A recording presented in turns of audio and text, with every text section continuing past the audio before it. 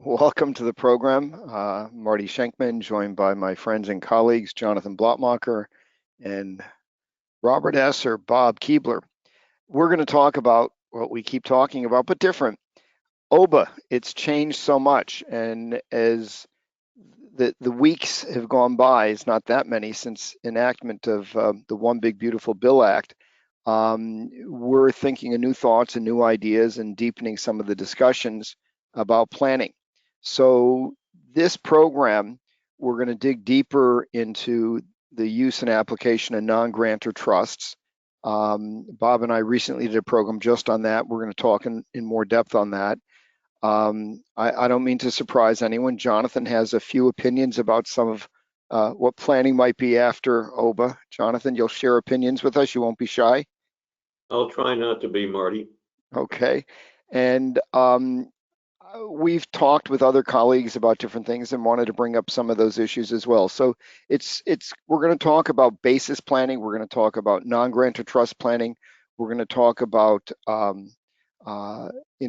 different sort of analysis of what type of trust planning and what benefits can be had from it.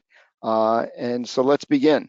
The materials should be on the web portal. We don't give CLE or CP, but you should get a certificate if you can self-report. Two of our sponsors are not here because we did this so quickly, but Interactive Legal is a legal drafting software. I use it myself in my practice.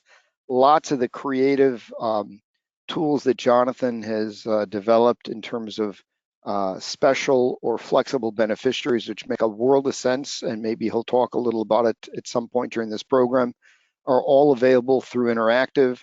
And I'll make a couple of comments as we go as to why, if you have not transitioned to document generation software, you really need to. I think the variability in planning really requires that you have document generation software. And there's the contact information for ILS. Jonathan, do you want to add anything about ILS? No, we think it will really aid your practice. You can really, it's just going to reduce your time working on projects. You can do more for your clients. I've been working on this for 30 years, and I think it's the cat's meow. Listen, post-OBBBA, planning for different clients will vary considerably. For many clients, it still makes sense to have grantor trust planning, whether for asset protection, estate tax, because nothing's permanent, we'll talk about that. But for other clients, it's going to make sense to have non-grantor trusts. To be able to offer a non-grantor slant to a client and a hybrid DAP to the spouse, you need to be very flexible in your drafting. I think it's long past due that we all adopt document generation software. Peak Trust is our other sponsor, and I have had my accounts with Peak Trust since 1998, my own personal account, and have used them for countless clients over the years. I find them responsive and intelligent. They don't always agree with me, though, Jonathan. I'll have to talk to them about that. Sometimes Well, they actually. then they must be wrong, Marty. But creating trusts in trust-friendly jurisdictions and DAP jurisdictions just makes a world of sense. And a lot of the planning that we're going to talk about will make sense if you are not practicing in a jurisdiction that permits self-settled trust to be in a jurisdiction that does. And Peak is in both Nevada and Alaska, which are two of the many leading DAP jurisdictions. Jonathan, you want to say anything else on behalf of Peak? Well, I mean, Marty, like you, I have many trusts at Peak, and I've found them very responsive to my needs. In fact, I made a call to them at what was, I don't know, almost 8 o'clock New York time, asking that they send me certain information about an account. I had it in 5 minutes. Really very responsive people. So let's dig into this. So we're going to start with a comment that I don't even think we should be talking about, but I've just heard it come up too many times, so I'm going to talk about it. And Jonathan, so forgive me for even saying it, but I've heard some colleagues, and maybe they practice in a different way than others of us, but You know, golly, now that we have a $15 million permanent exemption, I can just do simple wills for clients. Comment. Well, well, of course, the word permanent is not really accurate because the law will change. I mean, you can bet your bottom dollar that when you get a new Congress and a new administration, which could be in, 3 years, or it could be in 13 years, or it could be in 23 years, but the pendulum swings, and you will find that all of a sudden things that you thought were fixed and permanent are no longer that way. In fact, Bill Clinton's administration, remember he was the last one in which we had a balanced budget, actually proposed that almost all estate planning you did, even if it was irrevocable at a trust, nobody had powers to change, would come back into your estate. Now that was never tested, it was never enacted, but politicians want your money and they will do almost anything to get at it. So don't think things are permanent. And you have to have flexibility because the Congress and the Treasury believe that they have flexibility in how they will tax us. Bob, have you ever had a client that's gotten divorced or sued? Well, of course, Marty. And so I think this permanent issue, the pendulum will swing politically. We probably will not have a $15 million exemption forever. And even if you didn't have the estate tax worry, if I died, I would want my property to go into trust for my wife so that in case she gets sued. I mean, those are realistic things that you have to worry about. And I'm not sure that much changed as far as the structure of the bypass, the Q-tip. And also, we have to keep in mind, we have 12 states plus the District of Columbia that have their own estate tax. And Washington State just went to like a 35% top marginal rate on the estate tax side. I mean, absolutely incredible. And so I think a good part of the lawyers and CPAs doing this work are working in jurisdictions where you already have a state estate tax they have to contend with. I think the proposal is preposterous that you should draft a simple I love you outright will or revocable trust for anybody. First of all, probate is still an issue. It's becoming more of an issue.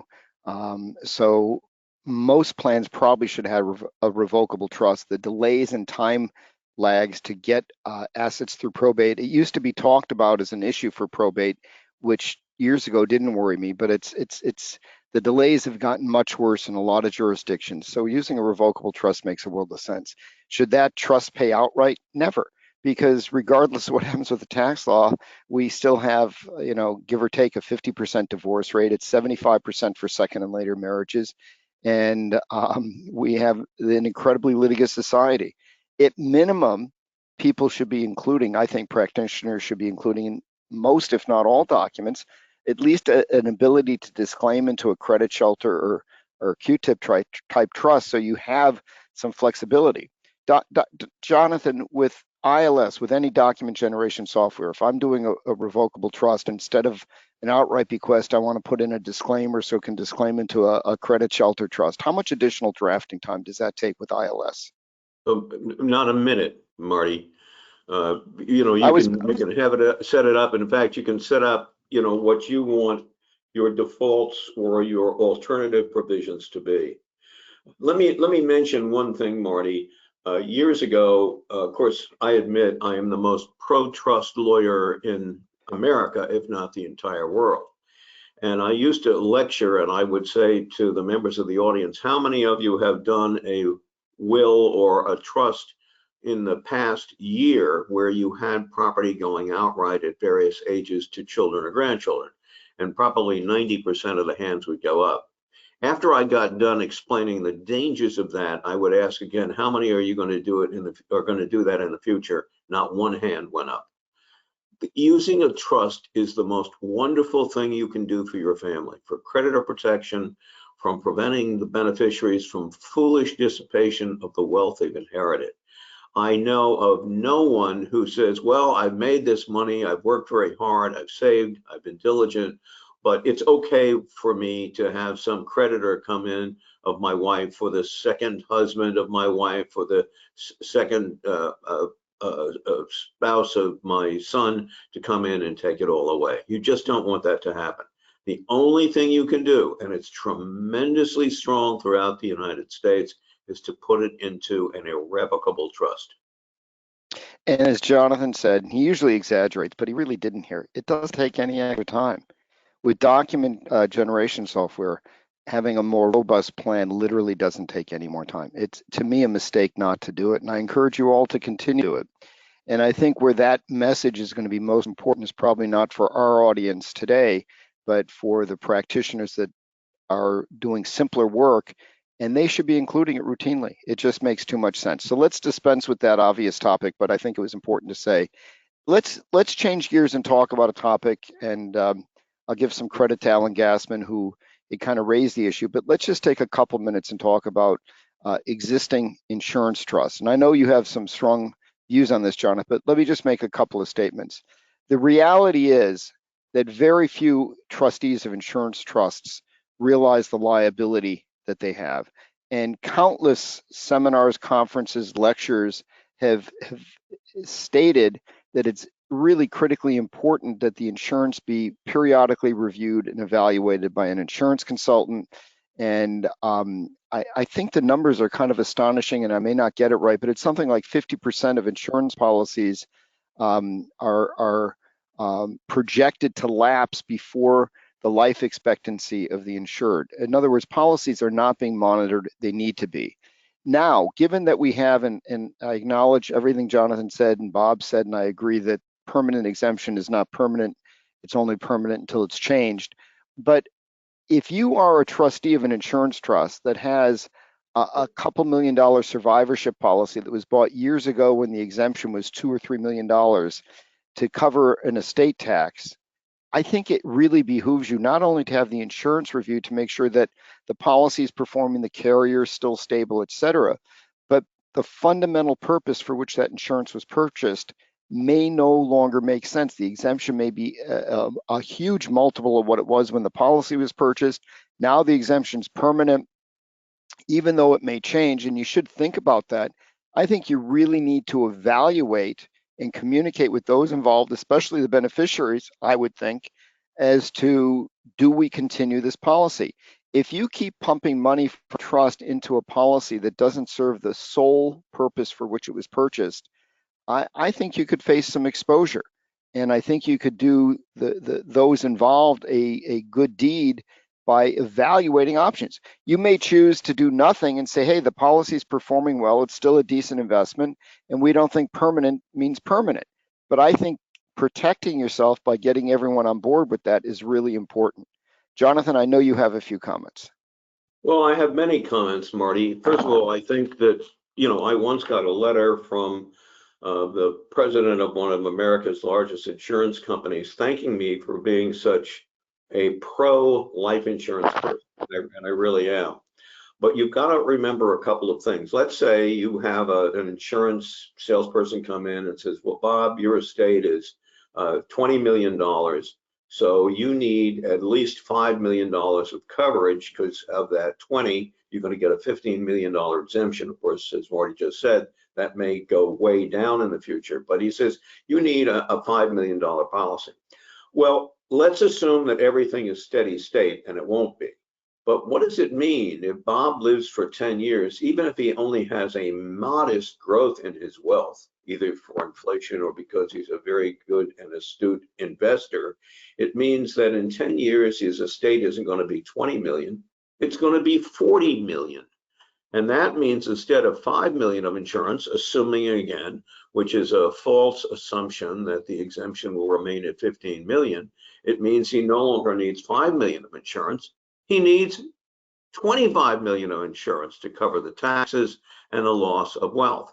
So as a consequence, you've got to really be aware that when you get a policy of insurance to cover something, that something is probably going to grow and you're going to need more.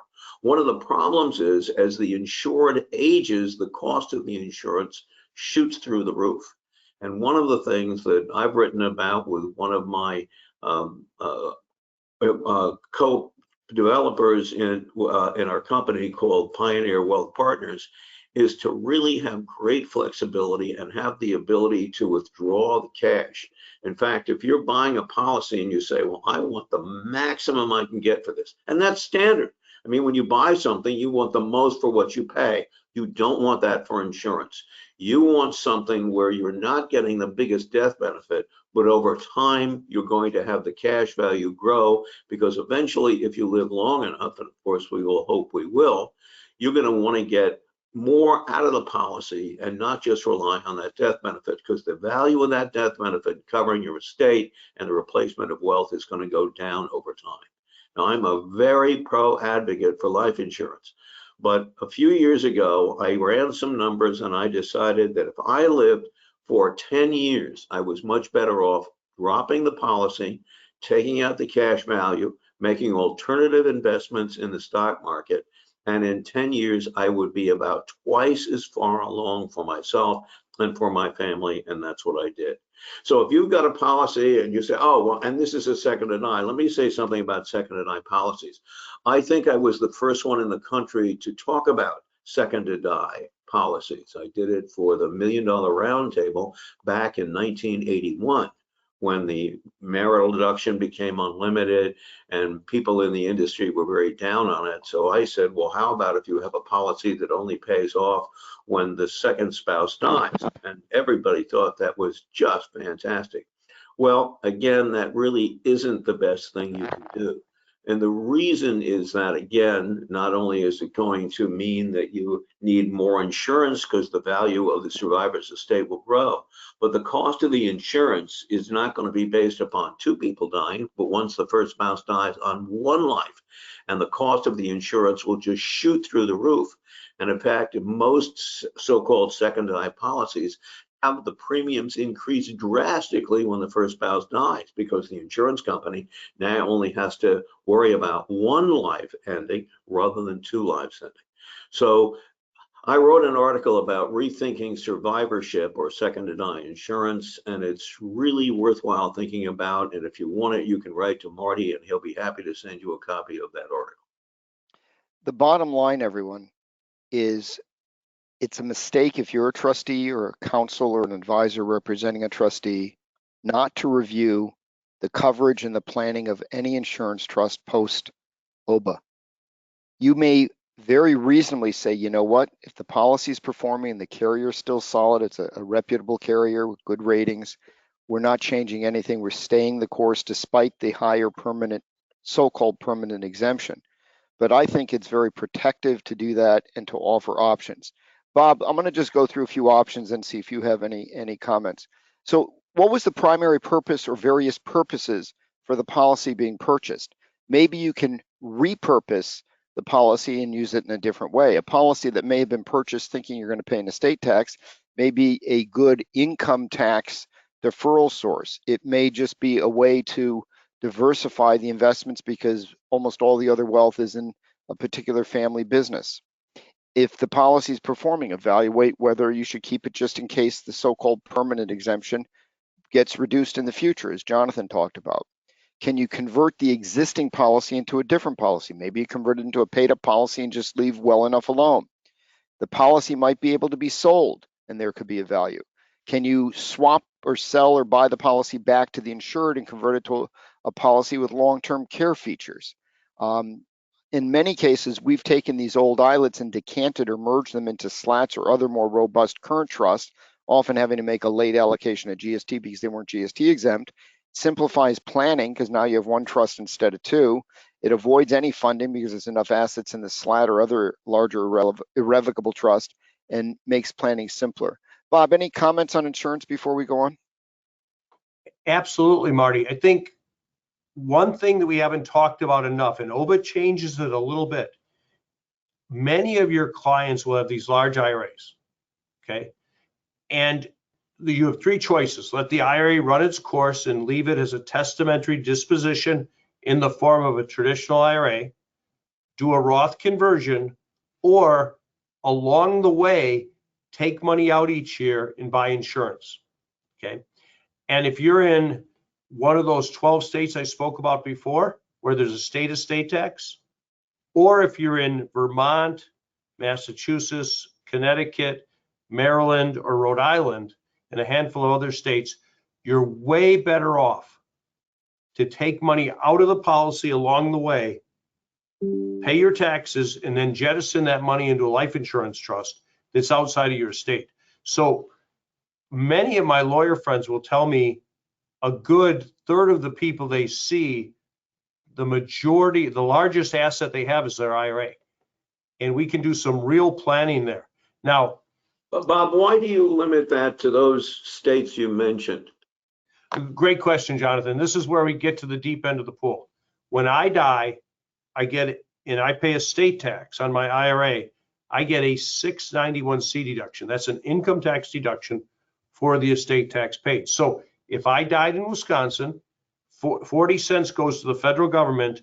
When I pay my federal income tax, I take $1 million IRA minus 40 cents or 40% federal estate tax. I only pay income tax on $600,000 for federal purposes.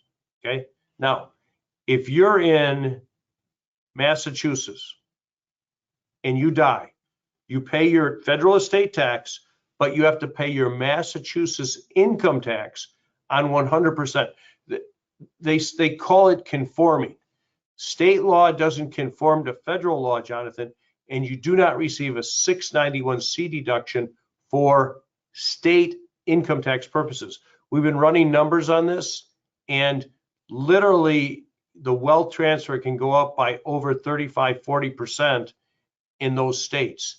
And so if you're in those states, you can't just accept putting the blinders on and letting the IRA go from your client to their spouse to their children. You have to either do a Roth conversion along the way, or you have to take money out to buy insurance. Now, that's only when you're going to have a state estate tax or a federal estate tax. If you're below those limits, not a problem.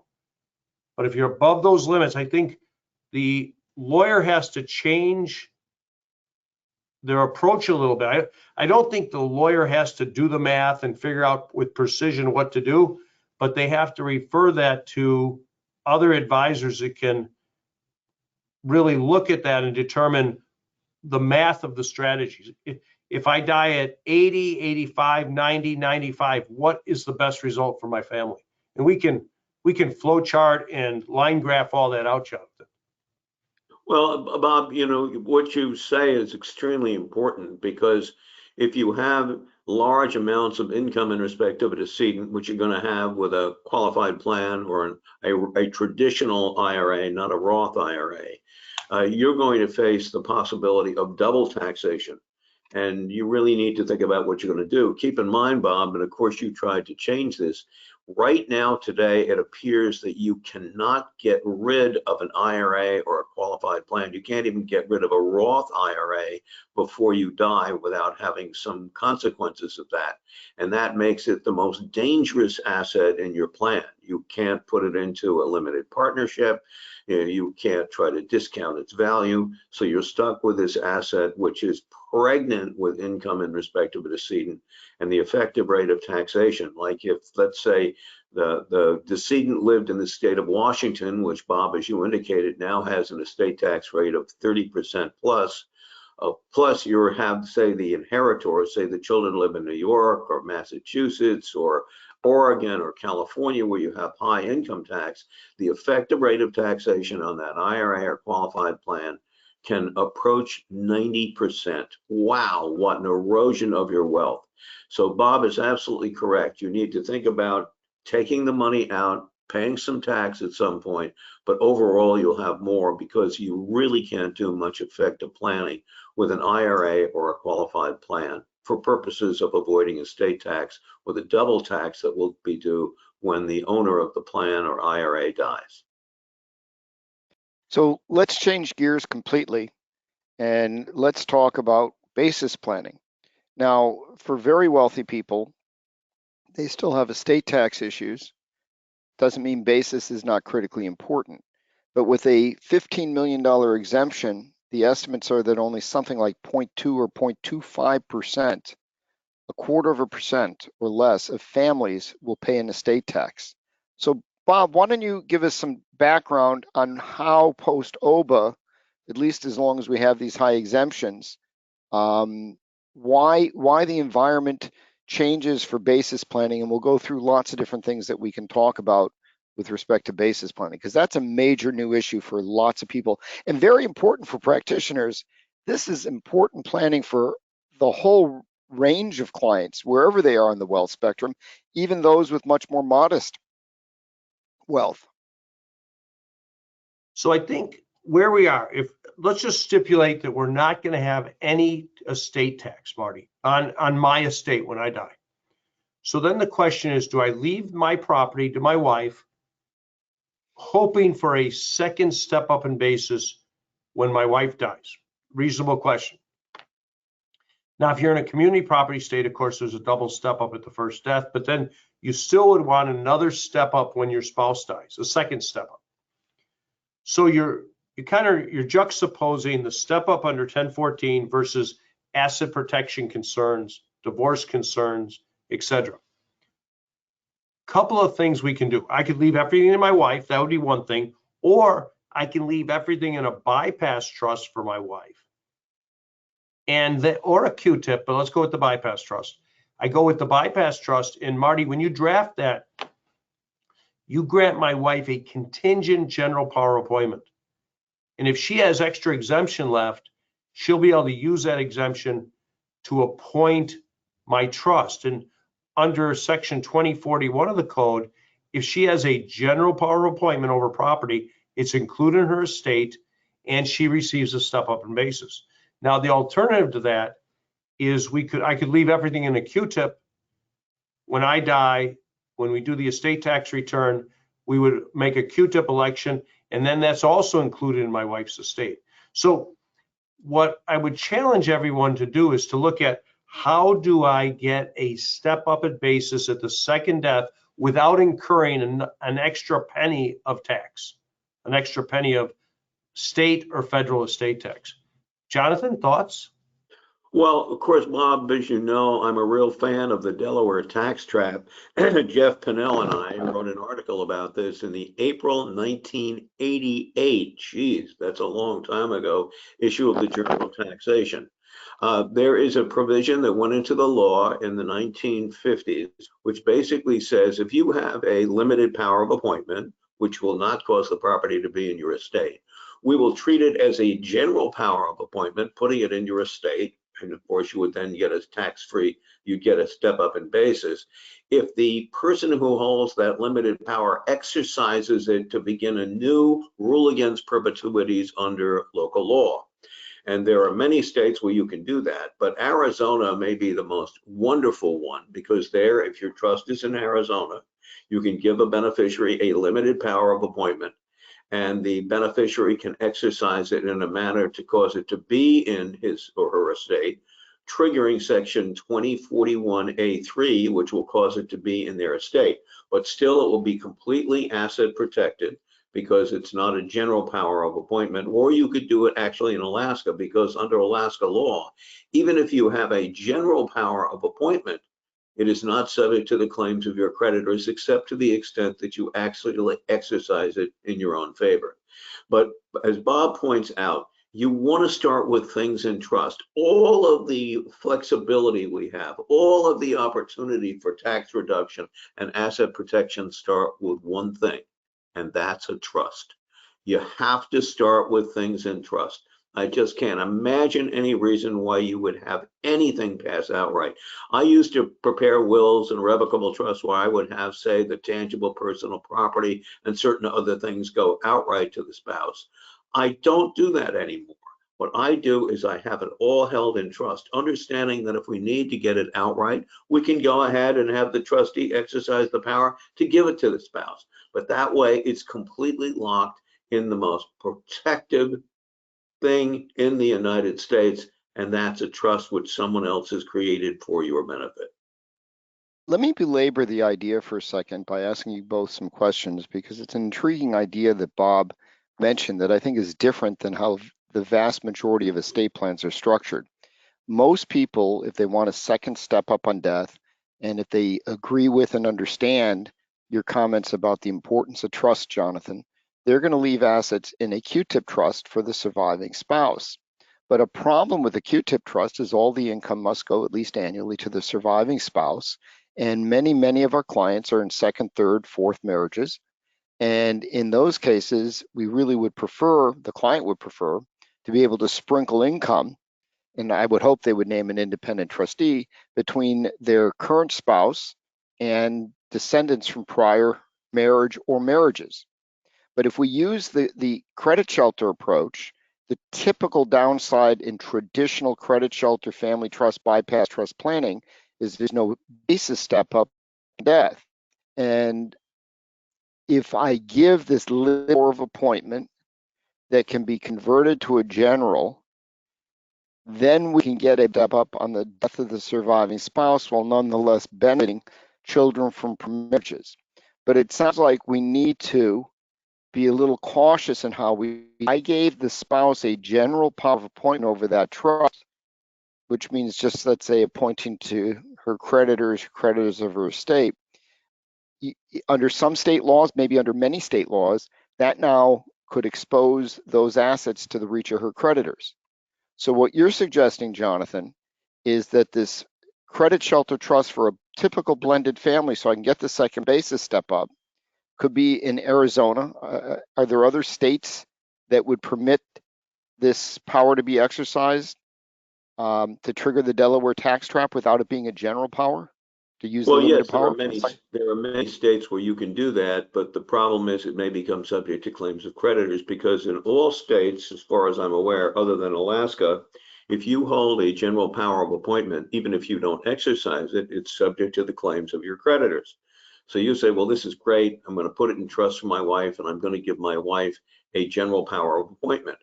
Well, that means it may be subject to the claims of her creditors, which means if she's remarried or he's remarried, you may have a claim by the surviving spouse or the children of the other spouse or by other creditors. But if you do it in Alaska, unless you exercise it in favor of the spouse, only if she or he exercises it in their own favor, you will not have creditors being able to attach it. And in Arizona, you can live with a limited power, which won't make it subject to claims of creditors. These are things that are difficult for lay people to understand, but are critically important. But it gives you an opportunity to serve your clients so well, and they don't have to worry about second marriages and stuff. Because as Marty said, the numbers even on first marriages is about 50%. But for second marriages and third marriages, the rate of divorce is even higher. 75.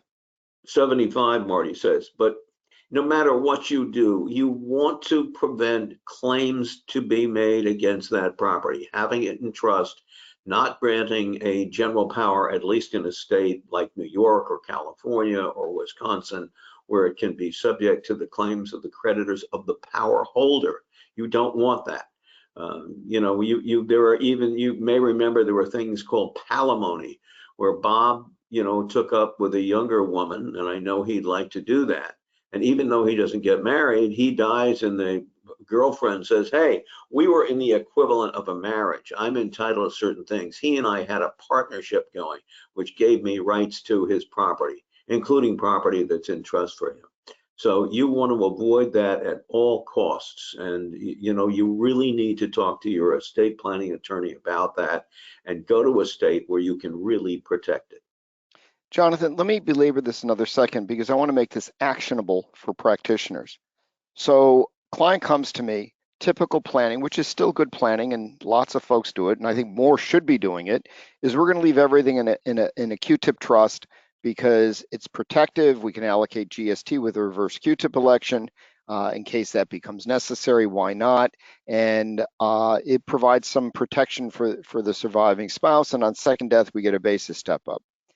We can often do build in a disclaimer provision so they could disclaim to a credit shelter trust. But the problem with the credit shelter trust, if there's a disclaimer executed, is it doesn't get the basis step up on the second death. The other problem is with this approach, in blended families, I'm not really helping the children, and I can't even get money to them if it's all in a Q-tip. So if I'm in, let's say, New Jersey, and I want to draft a credit shelter trust, but I want to get a basis step up, If I draft a revocable trust that provides on the death of my spouse that up to the exemption amount, everything goes into a credit shelter trust for my current spouse and children from prior marriages, I've now accomplished all my personal goals. I'll name an independent trustee. Can I say Alaska law shall apply? And then, as Bob described earlier, give a GPOA, general power of appointment, for my current spouse to appoint to creditors of her estate. Because I've named Alaska laws applying, does that suffice to get the result that creditors in New Jersey cannot get at it? Do I Well, have to Marty, have the trust situs in Alaska with an Alaska trustee?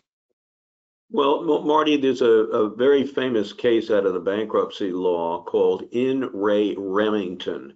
And in Remington, it was involved Pennsylvania and New Jersey, but because the trust was governed, I believe it was the law of the state of Pennsylvania, it was not subject to the claims of the power holders' creditors.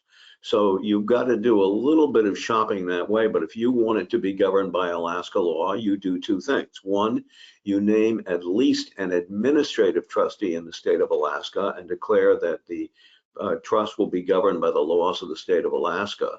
And that should protect it entirely. And in fact, as I said, Marty, even if you give one of the beneficiaries a general power of appointment, it will not be subject to the claims of his or her creditors, as long as it's not exercised in favor of his or her estate. But if it's not exercised at all, you should be golden on that point. By the way, you know, very often you're going to want to do asset protection trusts, and you're going to want to locate it in a state which has strong asset protection law. And there are many: South Dakota, Wyoming, Alaska, and all have pluses and minuses. But you need to make sure that you do that in the good place. But keep in mind that if you want to grant someone a general power of appointment to ensure there's a step up in basis at death, you can do that, but you have to ensure that you don't make it subject to the creditors of the power holder. So, Jonathan, you're to clarify so that people know how to act on this. I can't just create a credit shelter trust on the death of the first spouse that benefits surviving spouse and kids from prior marriages, put it in say in the trust document that's, let's say, for the same hypothetical in New Jersey, say Alaska law applies, give a GPOA to my current wife in the credit shelter and get a step up. In order for that to work, you're saying I have to have more nexus to Alaska by naming a trust company in Alaska, trustee in Alaska. Well, Marty, there may be Isn't the recitation, I thought the law was that if you name a state law as governing, it will govern. I don't think that is entirely settled, Marty. I mean, certainly people who sign contracts every day, let's say you have a person from Ohio and a person from Maine enter into contract and they say, this document will be governed by the laws of the state of, say, Delaware, which is a common thing to do. Well, why can't you do that for a trust? Well, remember, the beneficiaries and the creditors are not going to be parties to that trust agreement. And it appears that if you have a sufficient connection or nexus, as you called it, Marty, then you can choose a state. But you just can't say, you know, we've got two people in New Jersey and they say, well, we're going to have Alaska law apply.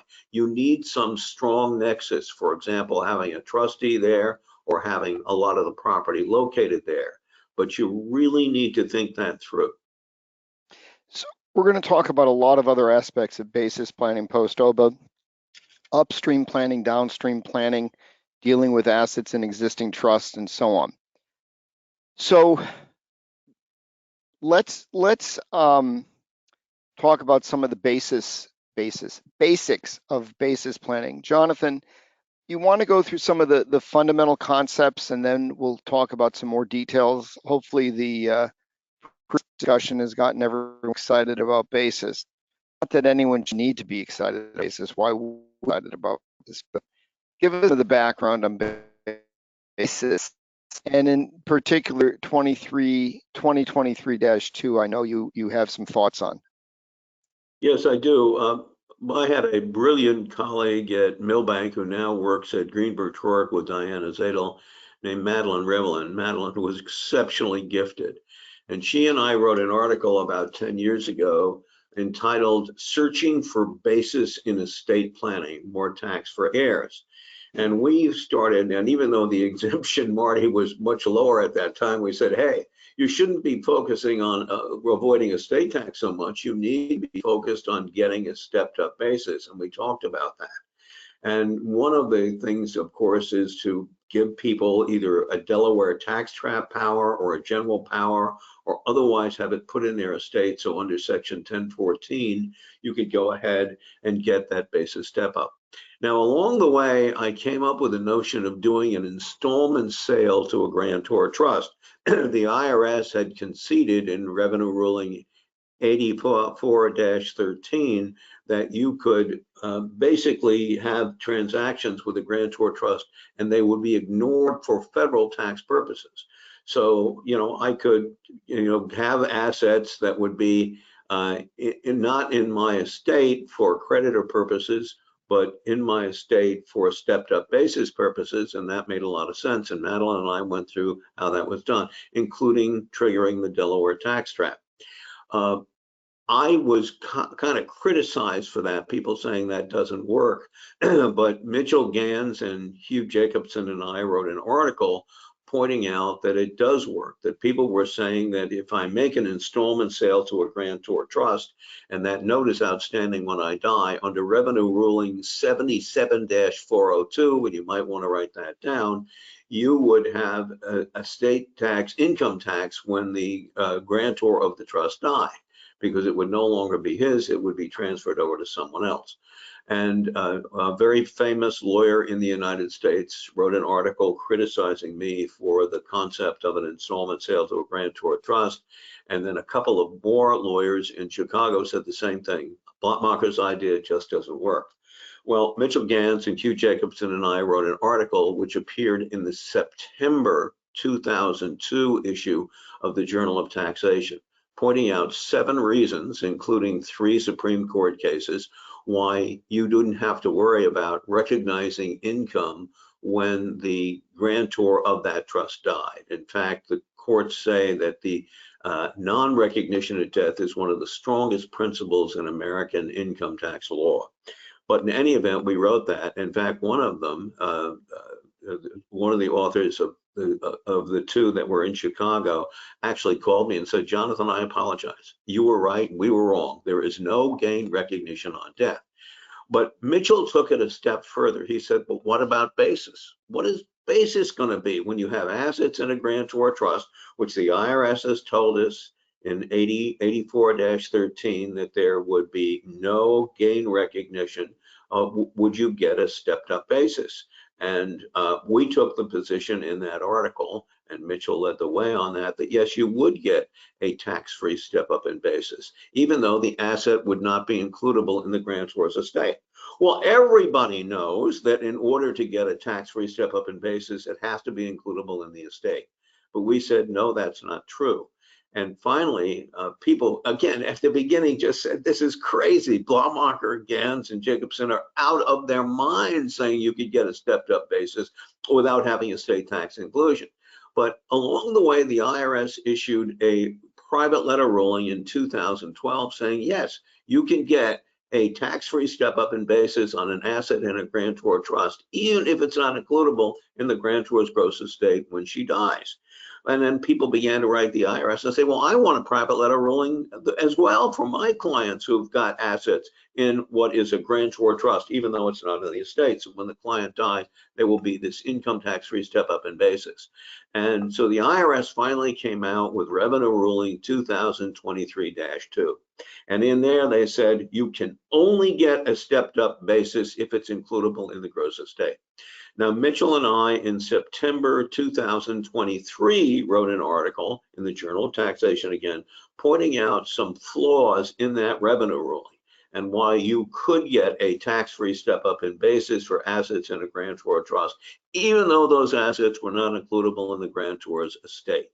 Now, there's another way around this, and it's important for people to do it. And everybody listening to this has a client who has a trust out there. And you said, we've done a great job. We've gotten all these assets out of the grantor's estate. We're heroes, we're heroines. We did a fantastic job. We got all this wealth out of the estate. But what you miss, of course, is the tax-free step-up in basis.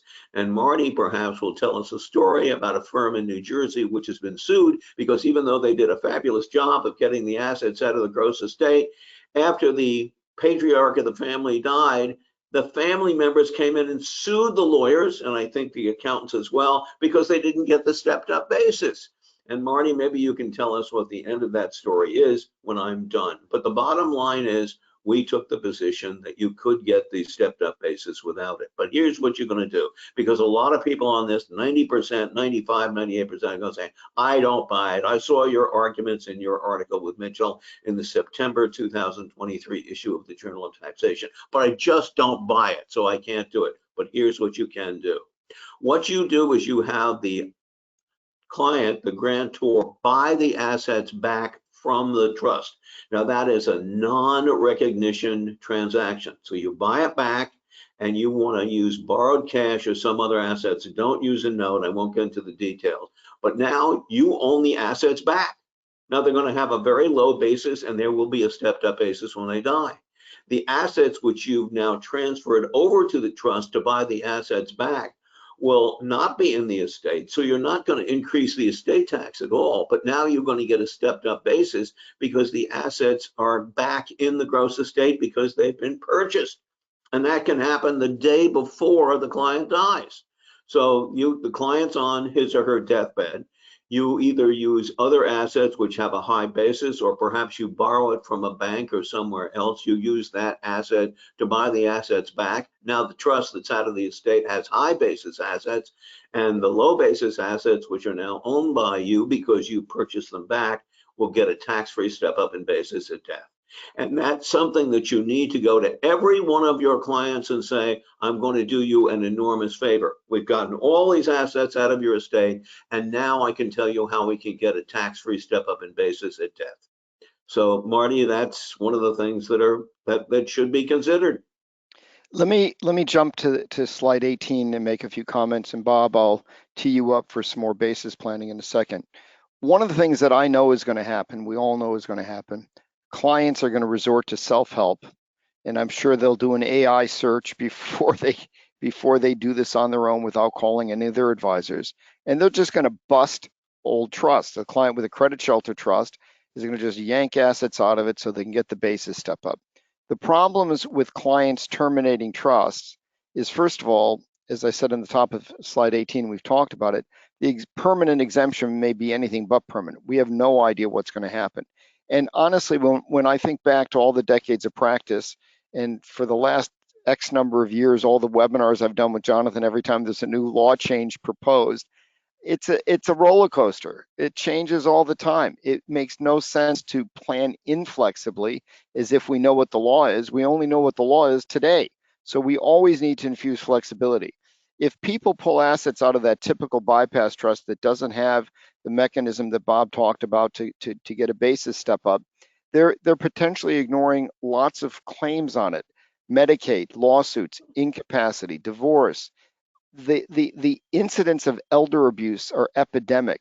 Romance scams, where somebody feigns romantic relationship with the surviving spouse in order to scam them out of the money. If the money's pulled out of these trusts, it's exposed to all of this stuff and more, and that really needs to be considered. Bob, let's change gears and we'll get back to some.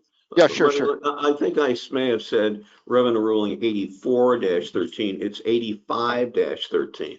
And I know you and Bob were being great gentlemen by not pointing that out, that I had made that error. It's 85-13. It's something that you need to name your next pet.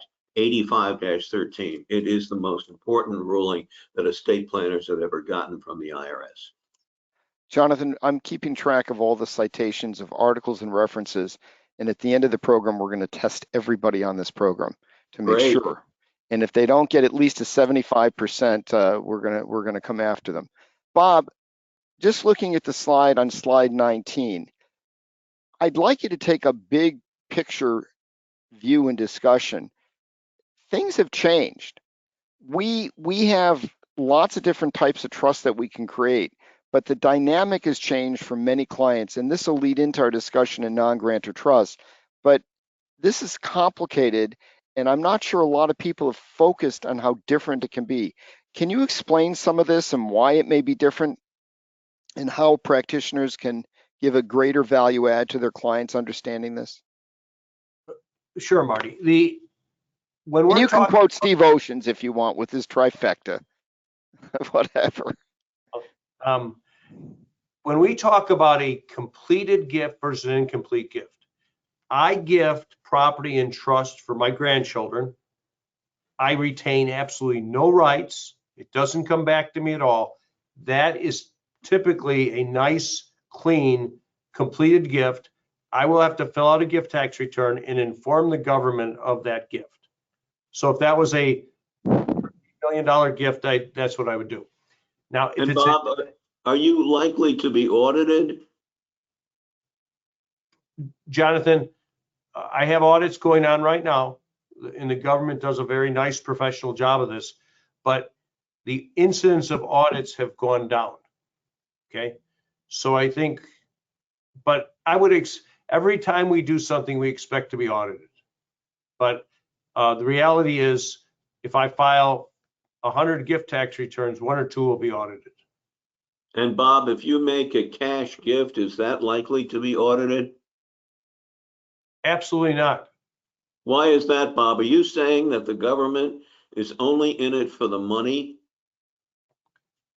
Well, there's no chance on cash, US currency, there's no chance of the IRS of adjusting the values. So the only thing they'd be interested in is whether I had made prior gifts that already burned up my exemption. So if you make a cash gift, whether it's outright or in trust, the chances of an audit are exceptionally low, correct? Absolutely. So when we have a completed gift, it's a bona fide gift. We've transferred that property away from our taxable estate. Incomplete gift is interesting because we can draft the trust in such a way that we do not have to file a gift tax return. And later when we die, the property in that trust comes back into our estate. So that gives us a step up in basis. Okay, now why would we do that? We might do that as a non-grantor trust, Marty, so that we can do some interesting things under OBBBA. Maybe we want to improve our SALT situation.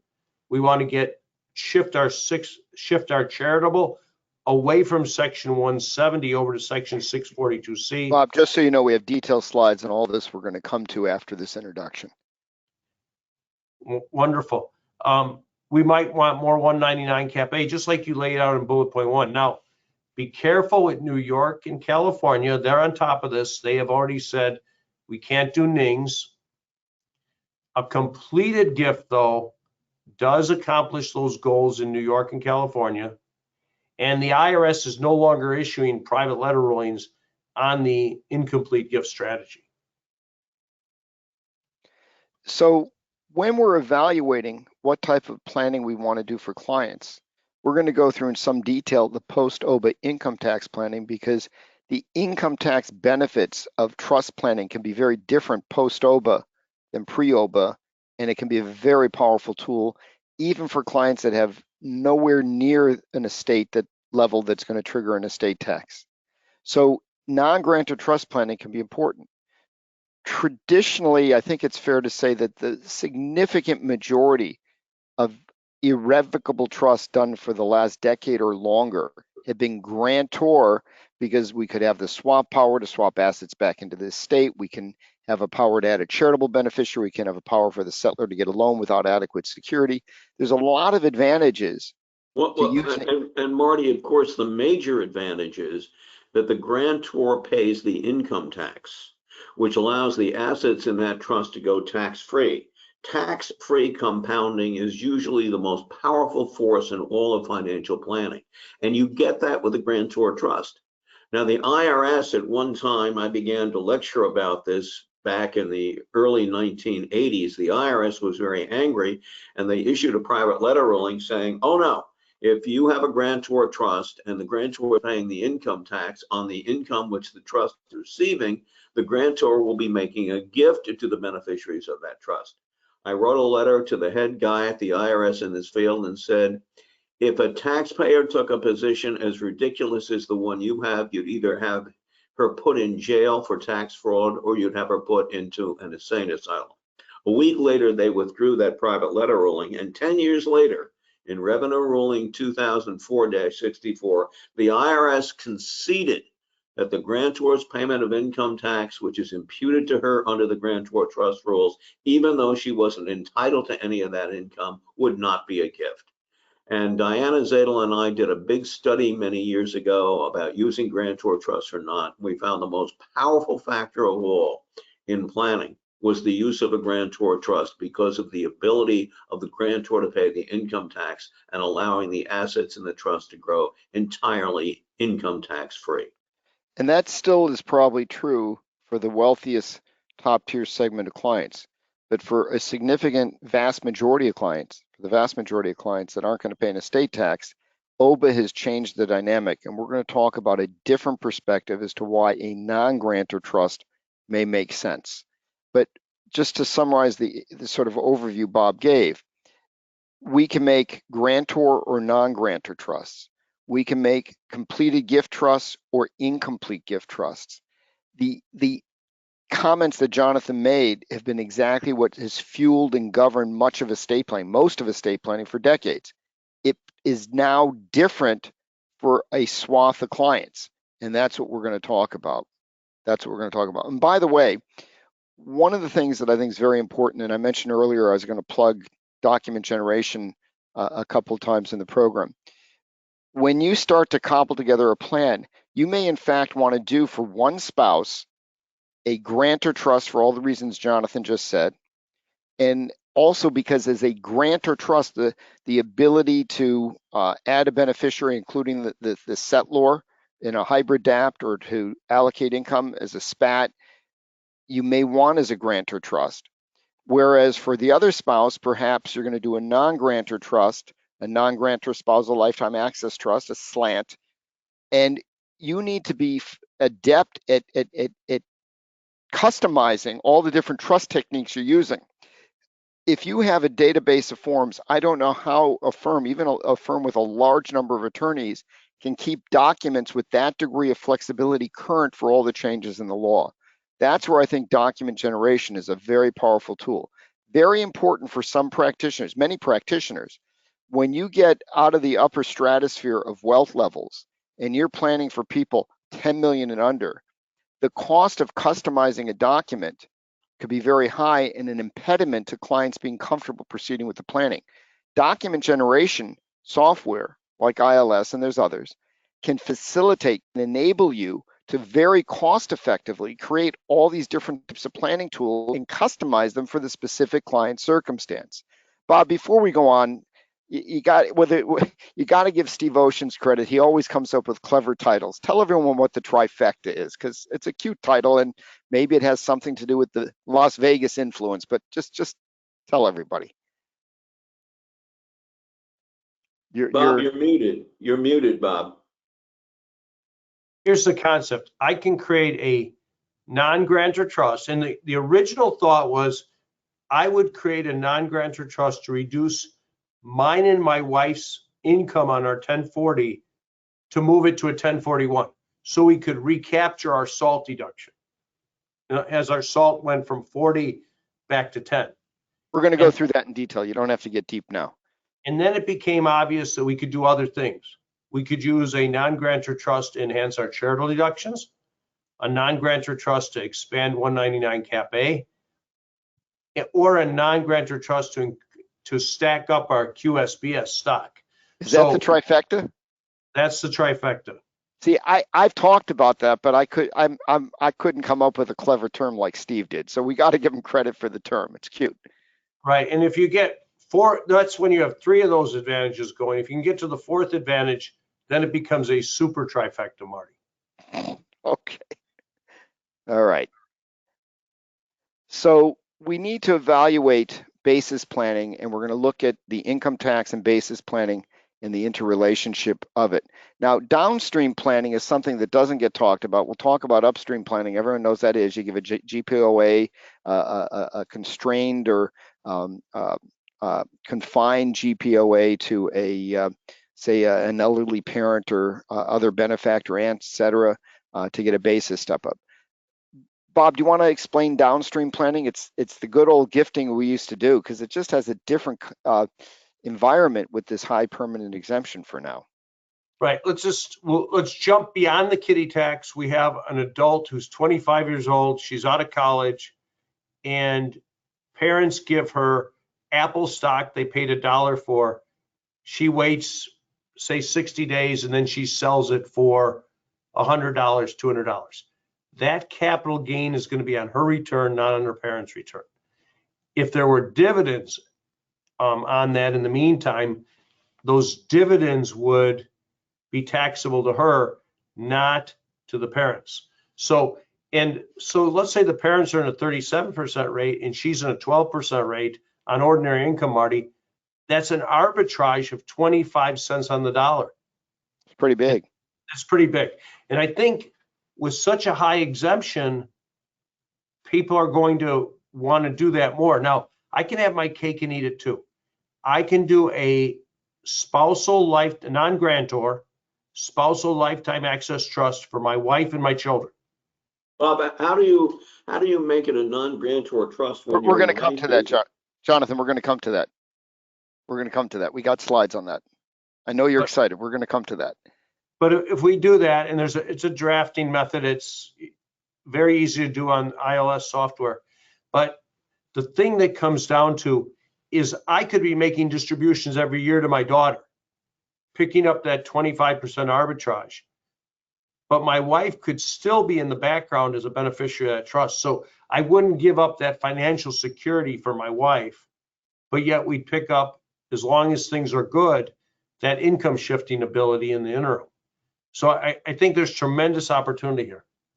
Well, Bob, let me ask you a question. Suppose I don't have a wife or I'm in a second marriage situation. Can I do it and be a beneficiary of that trust for myself?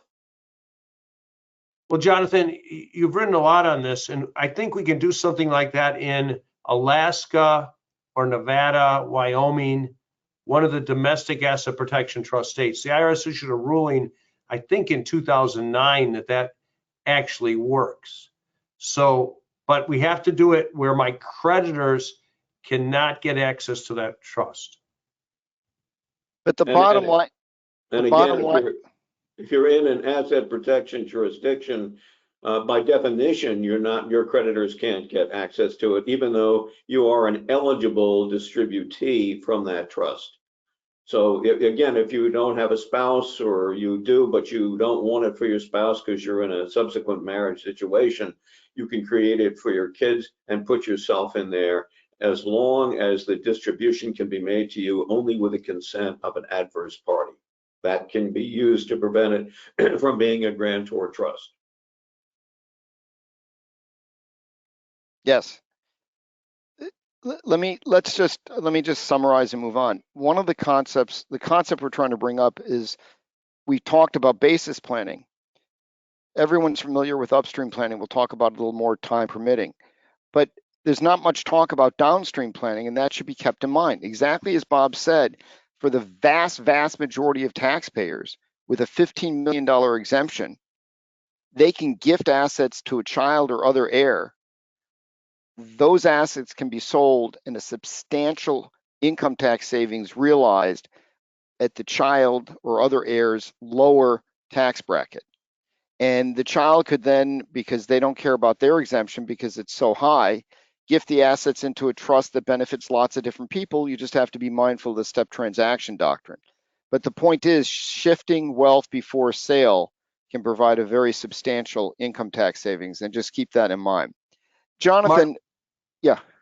One more small point. If you could go back to that prior slide, please. Sure. It's a small point, but everybody should have this in the back of their mind. We have to deal with this kiddie tax, but I just taught an AI CPA class, and one of the CPAs on there pointed out that you can even transfer up to $2,800 to grandchildren and have it not be subject to kiddie tax. So Marty, she just passed away, but I represented a lady who had like 40 grandchildren and great-grandchildren. And that means we could move that much money off her return and it wouldn't even be taxed. And that's one of the general income tax benefits of a non-grantor trust. So if you have 10 grandkids and you can move 2,400, I don't know, it's approximately that number, off to without a kiddie tax issue, you can give 10 times 2,400 every year, year after year, where there's no tax. So it's just one of the other many benefits of non-grantor trust. Jonathan, one of the things that people can look at for basis planning, if estate tax is not the driver for them, is setting up a community property trust that a limited number of states have, so they can get a full basis step up on the first death. And don't worry about the slides. Just give us like a 5-minute overview of that planning and why that's relevant.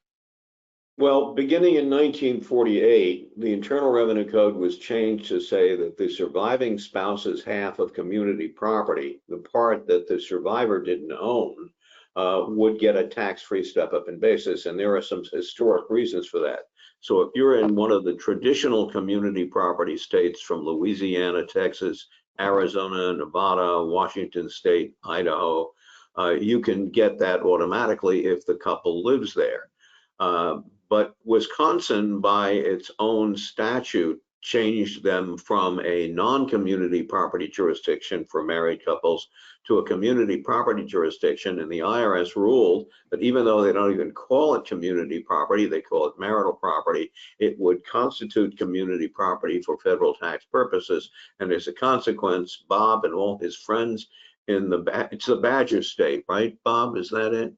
Correct, Jonathan. The Badger State get that income tax-free step-up in basis because under 1014B6, the surviving spouse's half of community property, and not just the decedent's half of community property, gets that tax-free step-up in basis, which is a very, very good deal. I was jealous of that, and I went up to Albany 6 times trying to get the New York legislature to allow New Yorkers to adopt community property by an elect-in method. But the male legislators knew I was only trying to help women, and they weren't going to stand for that, so they said no. But Alaska, which has a lot of ties to community property because it's so close to community property states like Washington and Idaho, went ahead and adopted a community property by an elect-in system.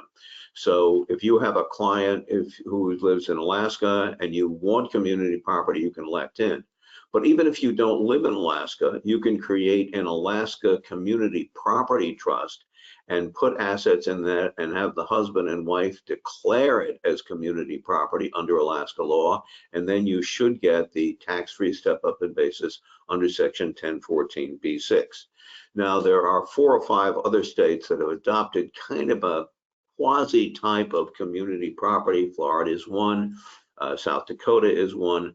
I don't think they work. I'm not going to go into the details, but if you want to get a couple which does not live in a traditional community property state or Wisconsin, I think if you're going to do it, you ought to go to Alaska and create an Alaska community property trust, and you should get the income tax-free step-up in basis on both half of the property when the first spouse dies. Let me ask you both a question. So now that we as practitioners, for the vast majority of clients under the current regime, and I get the permanent is only permanent till it's changed, but most practitioners have the vast majority of their clients off the estate tax radar.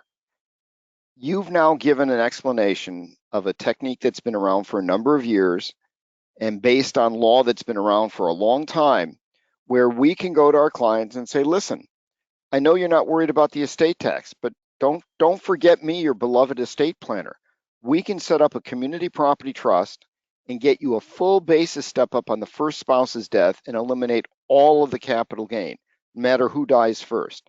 That sounds like a winner. It sounds like a real value add. Thoughts, comments? No, it is a value add. And so if you had somebody that was ill living in, let's say, New Jersey, they could bring, and they had property, they could bring it to an Alaska trust. It has to be a bona fide Alaska trust. Dot your I's, cross your T's. But if you elect into that community property statute, Marty, you're going to get a double step up in basis at the first death. If you have clients where one spouse is not well, where you have clients where there's a significant age difference, it seems like a great planning opportunity. They have a very highly appreciated asset they'd like to sell, but the capital gains cost or the income tax consequences are just making it more difficult. Why not do this? Why not do this for real estate clients? So Well, Jonathan, if it's real estate, Marty, and the real estate is not in a community property state or in Alaska, I would suggest that what you want to do is to first put it in an LLC, because things relating to real estate are generally governed by the law of where the property is physically located. But if you want to say, hey, I'm from New Jersey and I have New Jersey real estate, but I want that double step up in basis under section 1014B6, what you want to do is first put it into an LLC, so it's no longer New Jersey real estate, but it's an intangible. I was actually assuming that it was an LLC as commercial property, but actually what you're pointing out is interesting.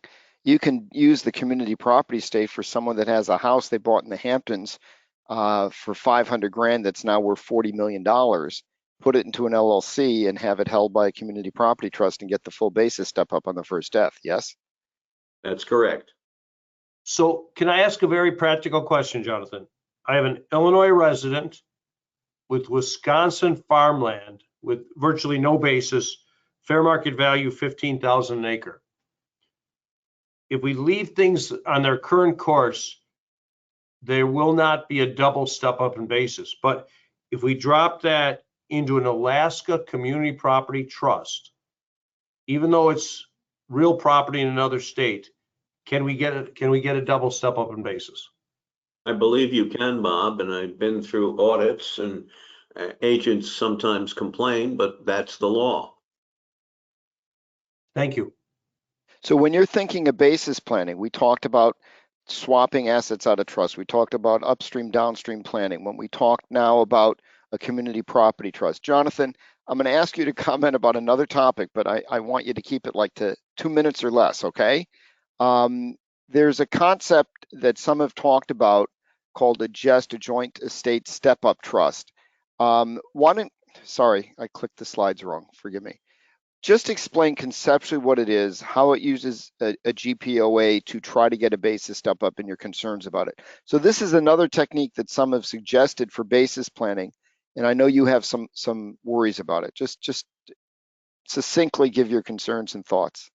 Well, the theory is that you and your wife, Patty, Marty, would put assets in a joint trust, and because of the powers that you have on the part you put in and the part that Patty has over what she put in, it would be in the estate of the person who contributed to the trust. So if you put in, say, 30 million and Patty put in 10 million and you died, the 30 million would be in your estate because of your interest in that property. And you say, well, what about Patty's? And it's 10 million out of the 40 that's in there.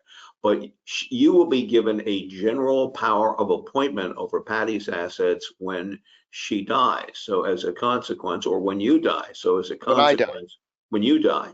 So the asset will be includable in your estate under section 2041. Now, the thought is that regardless of who dies first, the first spouse's estate will include all the assets, either because he or she contributed to the trust or because they have a general power of appointment. I have serious questions as to whether or not that works. The IRS has indicated that if you do have a transfer basically as of the moment of death, and it's going to go back to the other spouse because she or he has a general power of appointment over it, well, maybe you then have section 1014E apply, which denies the stepped up basis because it's an asset which has been re-inherited within a year of having made the gift of it. Remember, the gift won't be complete until death, and it's going to instantly go back to the spouse because you have a general power. I don't think it works. And one of the people who has promoted this says, well, you could go to everybody in your neighborhood, find out who's going to die soon, and give each of them, as of the moment that you die, a general power. You'd be getting a general power of appointment giving them a general power of appointment over assets that you put in the trust, so there'd be a tax-free step-up in basis, even though they haven't exercised their general power of appointment. Now that means there would never be any capital gains tax at all, and I just don't think it will work. And I think it's pretty dangerous to try that and rely on it. I think you're much better off doing something like an Alaska Community Property Trust. So this concept, some think it works. Jonathan has expressed and explained some of the strong concerns about it. Just let me make another point. I've talked to a number of practitioners around the country in non-community property states that use joint revocable trusts without even the GPOA, and simply believe because of the joint trust, you get a full step up on the first death. There's no base. I don't understand any basis for arguing that. At least in the jest, there's an argument, although Jonathan has pointed out the concerns with it. So in our new quest for basis, just keep some of these thoughts in mind. Let's just take a second and talk about some of the existing irrevocable trust. We talked earlier and introduced the program by talking about liability concerns that need to be thought about. You always have the swap power. You may be able to decant and add a GPOA. You may be able to add a limited power that could be converted to a GPOA. Jonathan's pointed out that you need to be in a jurisdiction where that won't create claims by creditors. Similar analysis applies to credit shelter trusts. I can tell you that, and I can't remember where I saw it. I think it was some IRS email and data, but there's something like 2 million bypass trusts out there. I don't remember where I saw the number. If that's even close, most of those trusts are probably very old and are going to provide no estate tax planning. And if nothing else, they should be evaluated because there may be sufficient distribution powers to distribute those assets to the surviving spouse. Make sure you evaluate the risks of lawsuits, claims, romance abuse, etc. But we may be able to simply terminate those trusts if there's an independent trustee with the power to distribute to the spouse, put the assets back in the estate and get a step up because the estate tax savings is no longer relevant. So it's certainly any accountant that prepares a 1041 for a bypass trust, raise the question, does this trust still make sense? Maybe we can get out of it. Bob, do you want to just mention, or Jonathan, just summarize a few last points on basis, and then we'll move on to the non-grantor trust. Jonathan, go ahead, please. Well, again, the focus today for almost everyone is to get the stepped up basis. And, wealthy people have done a great job, but people think, well, gee, they've given a $15 million exemption and that solves the estate tax problem. But the real focus is we want that stepped up basis. If they had repealed the estate tax, you probably would not get the stepped up basis. That happened in 2010, where you could basically elect not to have assets in the gross estate, but then you had carryover basis. So by giving a big exemption with people no longer focusing on the repeal of the estate tax, but still having it in the estate. I'm aware of a number of people who were billionaires. They died, their spouse inherited their property, and there was no estate tax, but even though they had functionally a zero basis in their assets, it all got a tax-free step up in basis without any tax. And of course, now the surviving spouse has those assets, you can do more traditional estate planning. And that's going to be great, and you don't have to worry about the stepped up basis because you got it when the first spouse died. So that's critically important to think about. So Bob, let's change gears for the rest of the program and talk about largely non-grantor trusts. I think you've introduced the concept, but I just want to re-emphasize because it's so fundamentally different. Most estate planners have spent most of their focus, and I'm not talking for the uber wealthy clients, but the vast majority of estate planners for the vast majority of clients have spent most of their focus on, avoiding estate tax using non-reciprocal SLATs or gifting, and using revocable trusts and other mechanisms to avoid probate. But we now are adding to that using non-grantor trusts for income tax planning. So for many estate planners, this is a big pivot. They're going to want to hug all their favorite accountants because now the focus of much of estate or trust planning is going to be saving income taxes, not avoiding probate or saving estate tax. So for a lot of people, it's going to be a big pivot. Any general comments? If not, we're going to just jump in and talk about SALT on slide 40. No. complete renaissance in non-grantor trusts. Here's my thesis. For the moment, we have a $30 million estate tax exemption. That means one out of about 400 families will have an estate tax problem. And that means that the lawyers that spend every day helping these families will have less estate tax planning to do, and they will pivot to doing income tax planning using trusts. So Marty, that could be non-grantor trusts for the things we've been talking about, SALT, etc. It could be more charitable lead annuity trusts. It could be more charitable remainder trusts, but it will be income tax planning that has its genesis in the trust code, meaning we're going to use a trust to accomplish an income tax objective. And I think that will be the really big thing in legal education and for accountants in the next 24 months. So why don't you go through the example? You had mentioned how we can use a non-grantor trust to save SALT, and explain it clearly so people not familiar with it understand it, because the same concepts apply to lots of other tax benefits. Sure. Here's what's going on conceptually. With SALT, when my wife and I get a $40,000 SALT deduction, however, that goes back to 10 if our income is at 600,000. So Marty, if you and Patty have 600 of income, you're only going to get a 10,000 SALT deduction. But if you can move 100,000 of income off your return into a trust, you now get your SALT deduction back. So that saves you about $12,000 or $13,000 a year. Now let's just go through that a little bit further. The next thing we have to do is, can that trust also shift income potentially to my children? But let's look at the example. So client's income exceeds 500,000. This $40,000 SALT deduction is going to be lost when you hit 600,000. If you can bring your income back to 500,000, you get your SALT deduction back. So of course, this is only if you itemize deductions. This is only if you itemize. But the easiest thing to do is, if you're right at that, between that $500,000 and $600,000 range, how do I get some income off my return, Jonathan? How do I get income onto a trust return or onto my children's return?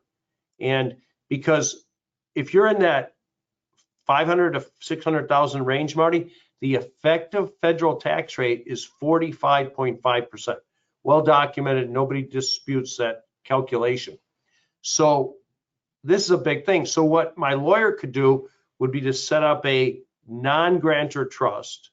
I shift my property into that non-grantor trust, and suddenly I get my SALT deduction back. Big income tax savings potential. And Now, for those you'll be using gift tax exemption to do that, but that probably is well worthwhile. But Jonathan, we might not have to use gift tax exemption. We could create this, other than in New York or California, we might be able to use the ING format and have it be an incomplete gift. That is true, Bob. On slide 41, Jonathan, you had raised the question of how you get a trust to have an adverse party approval. Let me step back and explain what we're talking about, why, and how this fits into planning. So first, this kind of planning can work for a mass affluent client. You don't need somebody worth $20, $30, $40 million. This can work for somebody worth $5 million or $4 million or $3 million, because they may still be able to get a good current income tax benefit by shifting, as Bob explained, assets that generate passive income to a trust and getting it off their personal Form 1040, their personal income tax return. Now they get the SALT deduction, and we're going to talk about other deductions, because you can compound or multiply the different deductions that this planning can benefit.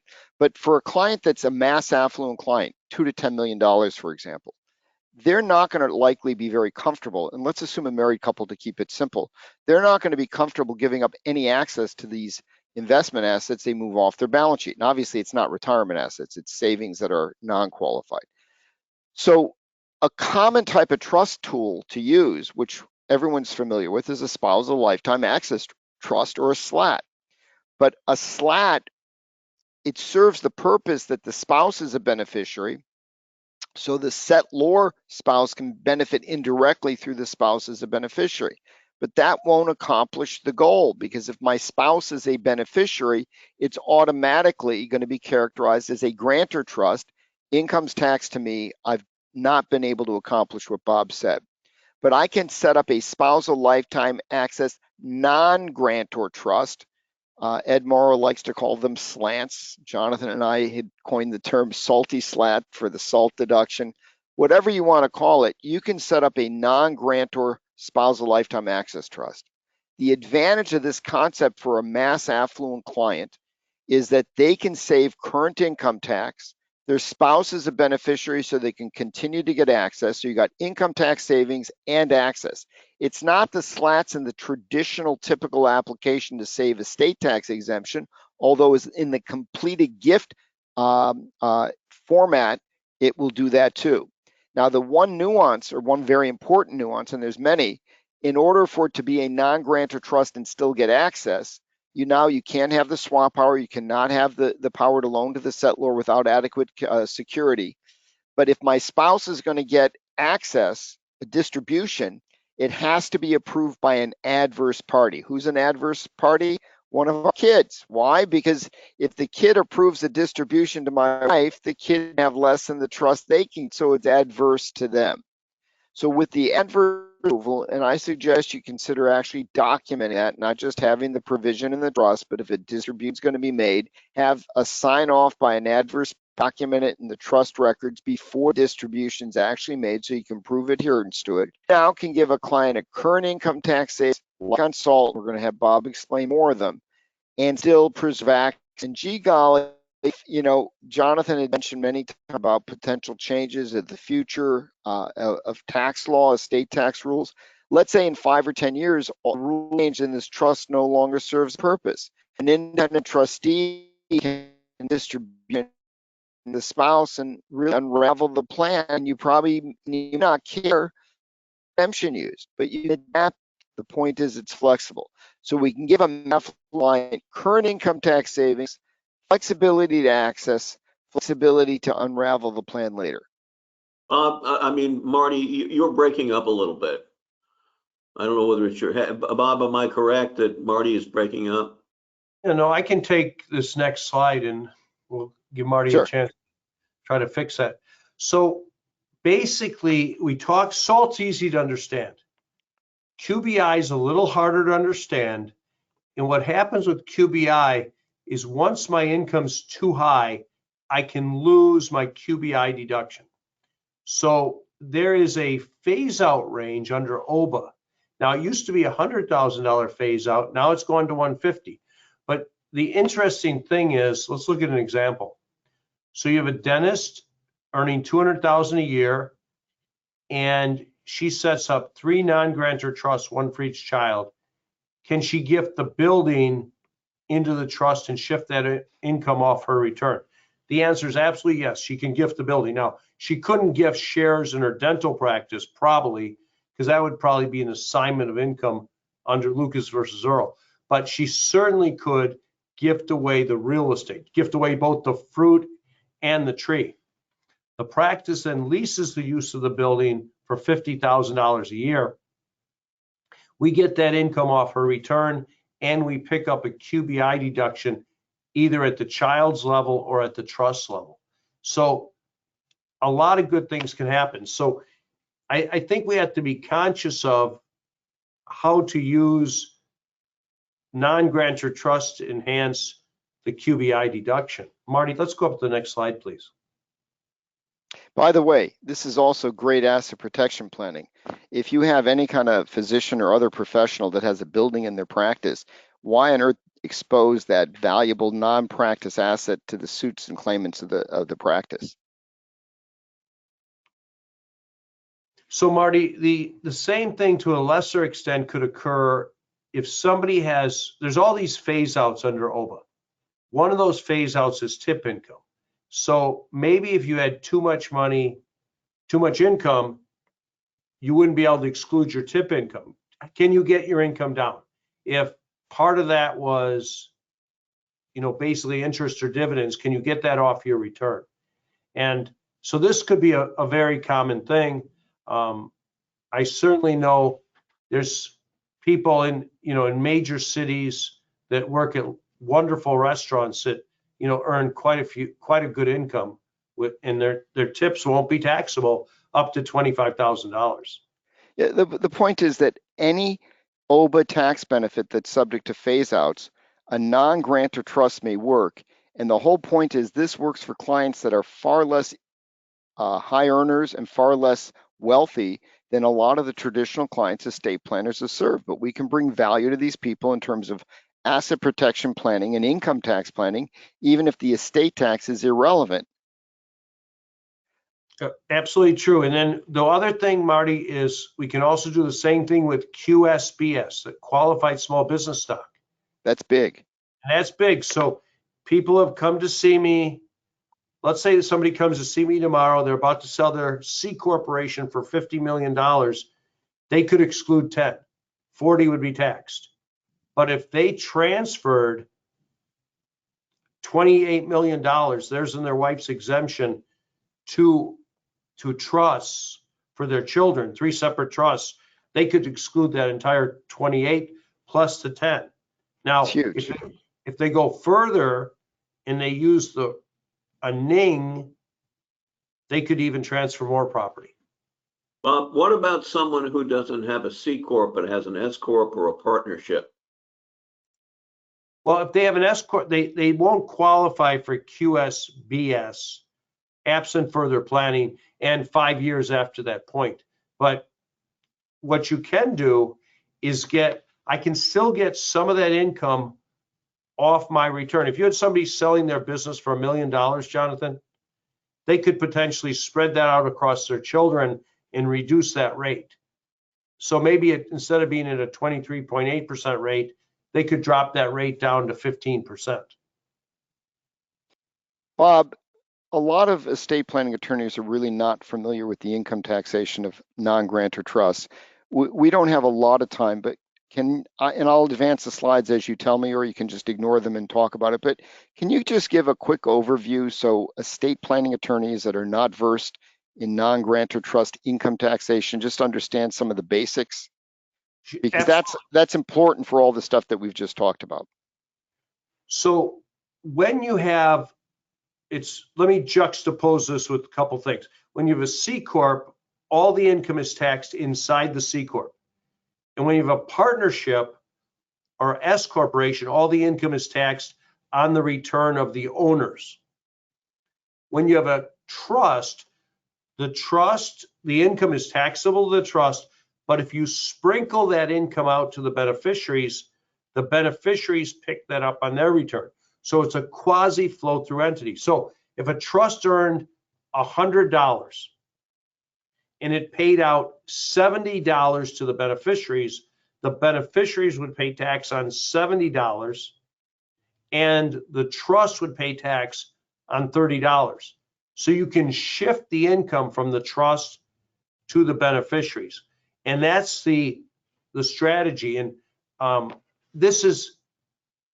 it's a very small, it's certainly less than, if you really wanted to understand trust taxation at a pretty competent level, it's probably only 40 or 50 hours of work. So if you're willing to devote an hour or two a week for the next 20, 30 weeks, you'll be fine. You'll figure this out pretty quickly. So Marty, it's about do I want the income on the parents' return? Do I want a trust return, or do I want to get it out to children and grandchildren?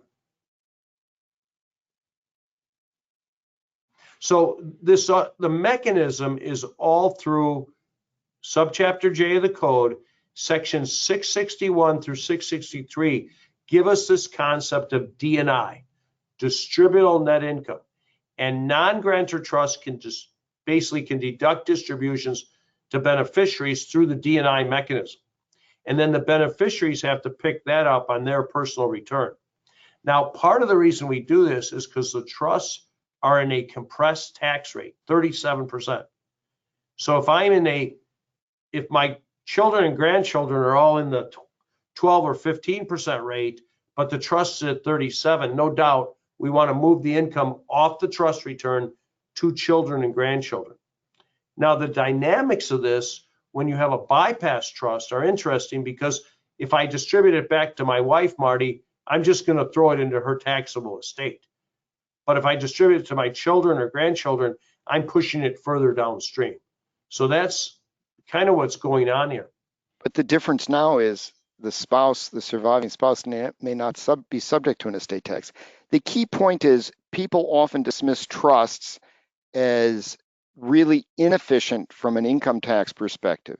We've demonstrated that trusts can gain significant income tax advantage on the settlor side, the client setting it up, because you now may qualify for a SALT deduction, a 199A deduction, amplify and expand the QSBS deduction, and other OBBBA tax benefits. Now, on the second side, on the trust side, you can sprinkle income out if you have beneficiaries and get the brackets lower, avoid the NIT tax, avoid the highest income tax, so you can get benefits on both sides. You can bookend your tax benefits. If we had an extra half an hour, I'd have Jonathan explain his concepts of flexible beneficiaries that can enhance that even more. But I think people, when they say, oh, geez, trusts are at a high tax bracket, compressed tax rates, it's true, but it's only part of the story. You can get tax benefits on both ends of the equation. And that's really a powerful planning tool that estate planners need to add to their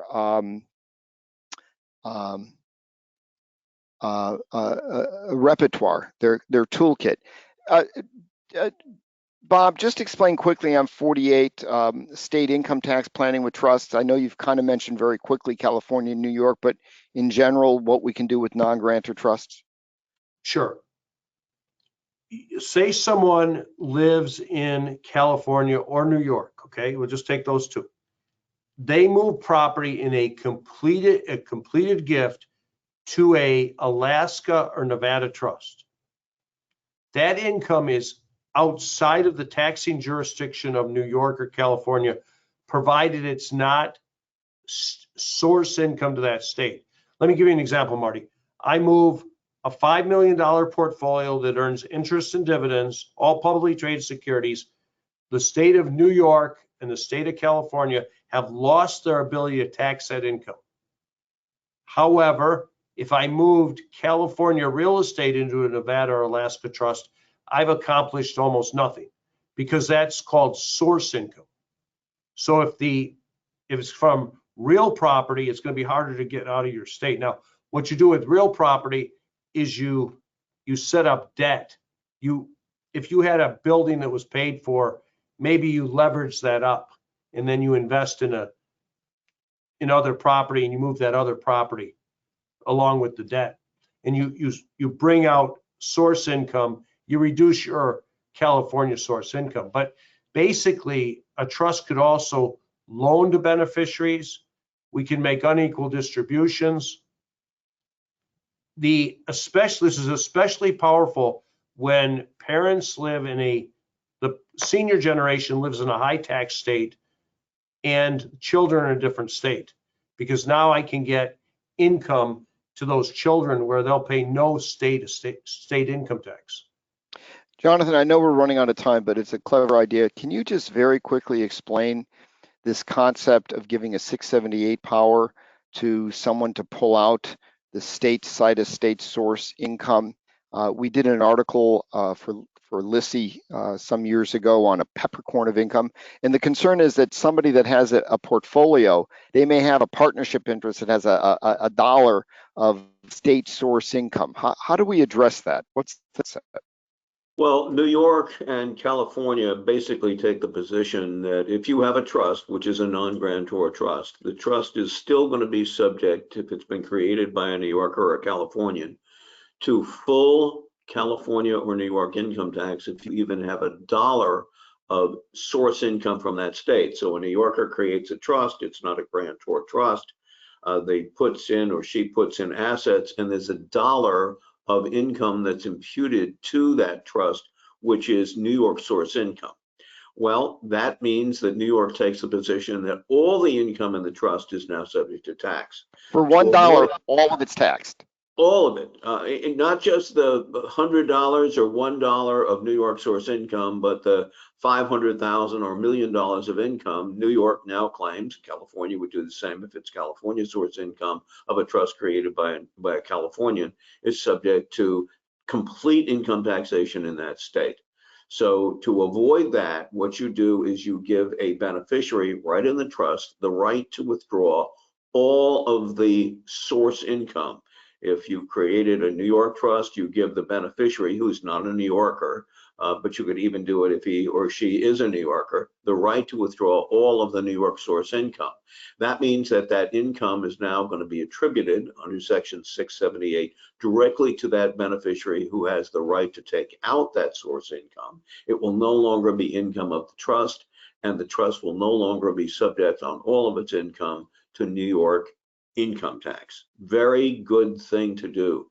So when you're dealing with clients and they may have, they're from a state, New York, California, or another state, New Jersey, and you say, well, I can't be positive I'm not going to have at least $1 worth of source income. Because again, if you're invested in a partnership, part of that income may be source income.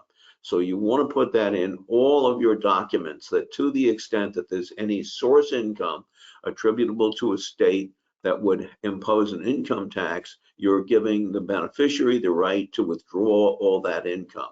And under 678, that would be then attributed to the beneficiary. It's not income to the trust, so you shouldn't have to worry about it at all. This is a very clever concept that's not used nearly enough. And when you're using non-grantor trust planning, both to qualify for post-OBBBA tax benefits, as Bob explained, to use flexible beneficiaries and save income tax for the family group overall, the peppercorn concept of a 678 power that Jonathan just explained is another fascinating and creative add-on that's not done enough. And hopefully what we've just done in this discussion is given you an understanding of how post-OBBBA you can provide incredible value to a very wide swath of clients from an income tax planning perspective using trusts in creative ways. It's not just about estate tax. It's not just about asset protection. It's not just about avoiding probate. It's about income tax planning. And that's a huge pivot. I think we're kind of running out of time. Let me just make a comment on slide 51 and 52, and I mentioned I'd plug ILS a few times. This is another important point. You got to be very careful taking some form that you have in your office and thinking you're tweaking it to make it a non-grantor trust to do all the planning we talked about. There are a range of different powers that can trigger grantor trust characterization. So a non-grantor trust has to be a very carefully crafted document. In the ILS language, they have, and in the template, and I'm sure all the drafting software, document generation software products have non-grantor trust. I don't think you want to start where you have a choice with a document for a grantor trust and mark it up. Start with a non-grantor trust. The last two pages here that I just went through, 51 and 52, I think, are the sample ILS savings language.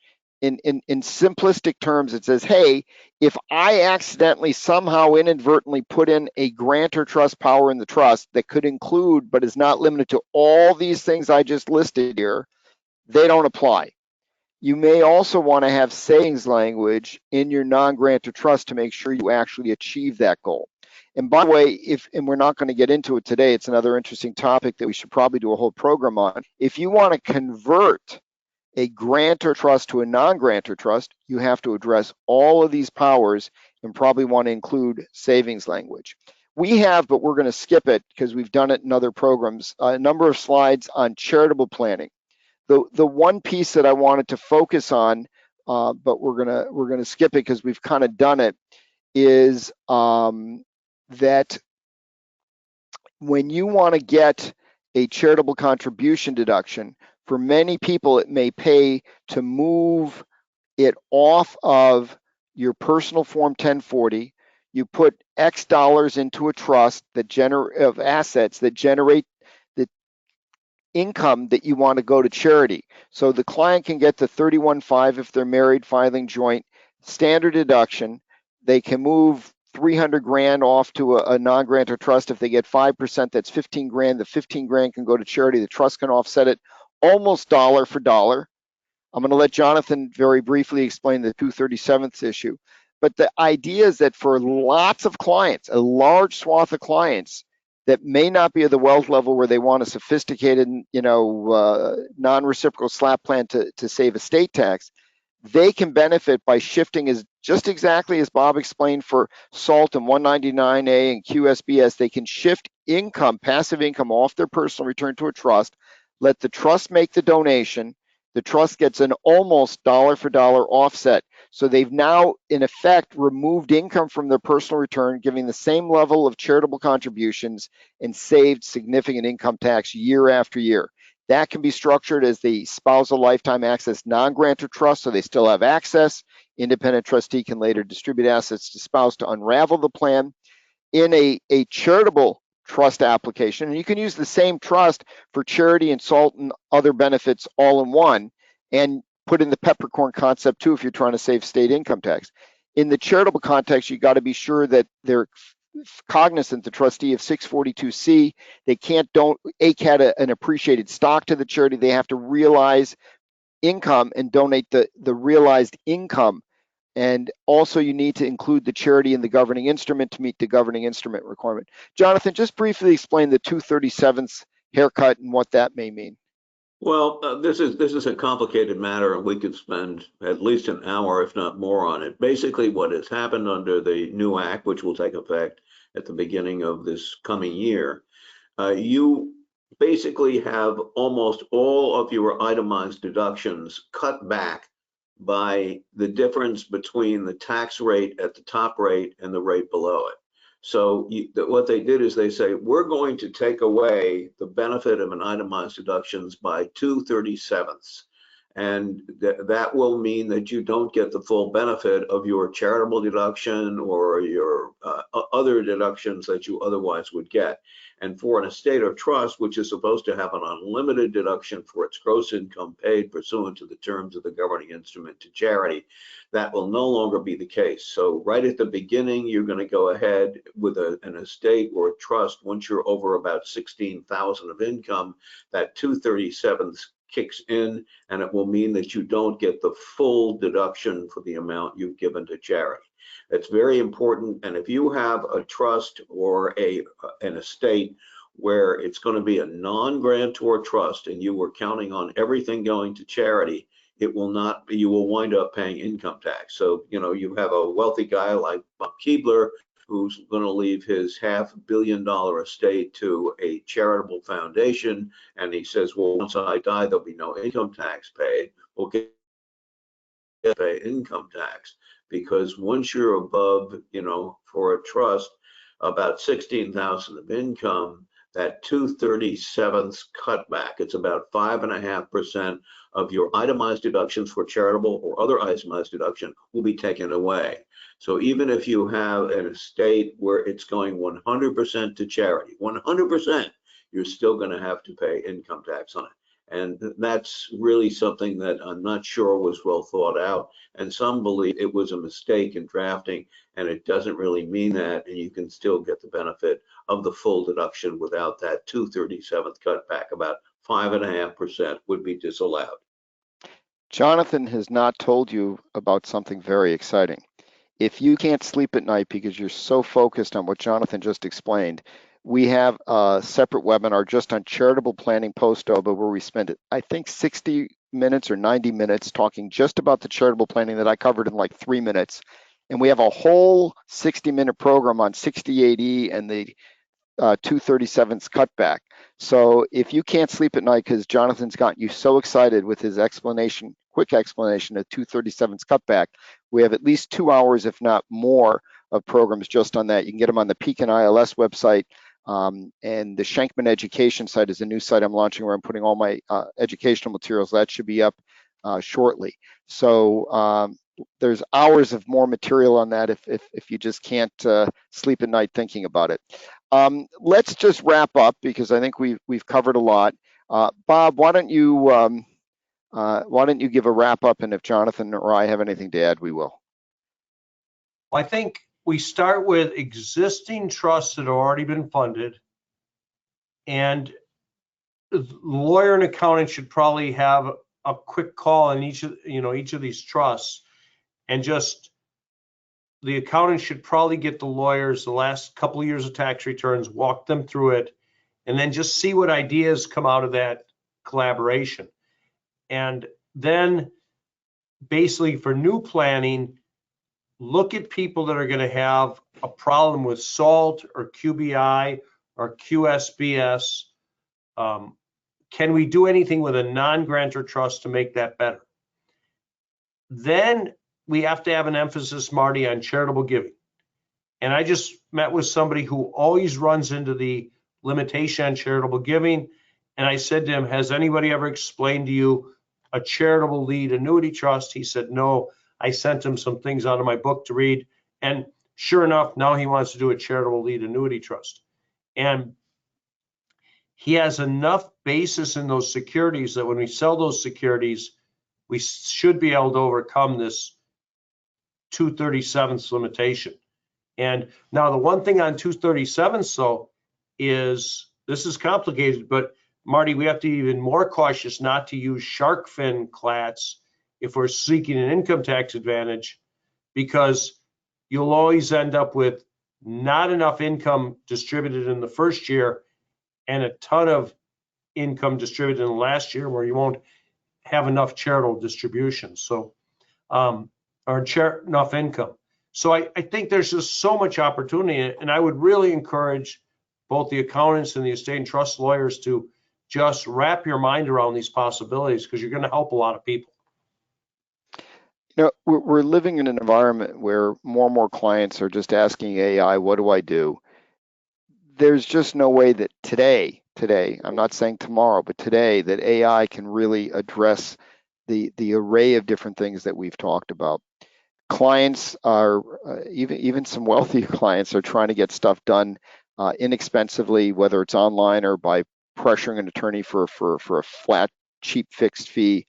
This kind of planning that we're talking about can be a huge value add.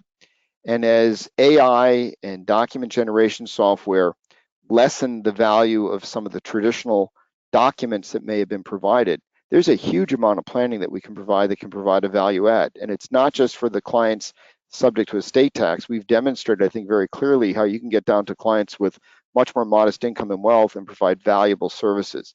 I think one of the most important messages, and we've talked a lot about it, is flexibility. Nobody has any idea what's going on. When I look back at the webinars that Jonathan, Bob, and I have done, since 2020, it's been a veritable roller coaster of potential changes. Some have gone through, a lot of them haven't, and that's going to continue. So whatever planning we do, think of the back end, think of access, think of ways to give flexibility with trust protectors, decanting provisions, flexible beneficiaries. And Jonathan and I have done a webinar on that. It should be on the Peak and ILS and my website as well. There's lots of ways to infuse flexibility into this planning. Don't overlook that. Jonathan, you get the last word. Well, Marty, all I can say is you're right. Don't worry if you're an estate planner that your practice has been hurt because you no longer have clients who all fall under the $15 million threshold. There's so much you can do for them. It's just extraordinary. In fact, I think if you study these, and that's what it takes, you have to know these like the back of your hand, your practice can just flourish like crazy. Thank you, everyone, for joining us, and thank you, Jonathan and Bob, for your input. And we wish everyone good luck with post-OBBBA planning, and I'm sure we will find other topics to do to keep the momentum going as we all collectively as colleagues try to figure out what we can do now in this new environment. Thank you.